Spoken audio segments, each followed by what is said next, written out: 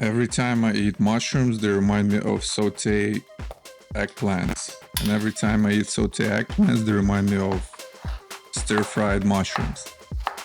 I really like mushrooms, and today I have king oyster and bella mushrooms in the basket.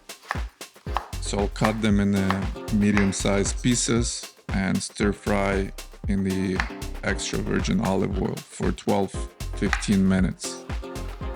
At the end, I will smash some fresh garlic through the press, and that's gonna be it. Mushrooms are ready. I'll take them out of the pan. I'll save the same pan and just will pour more olive oil for onions. So I'll caramelize onions for a couple minutes, and then put them on top of the cooked mushrooms. Also adding a bit of fresh scallions. I will save some mushrooms for tomorrow because I really like the taste of the cold mushrooms from the fridge.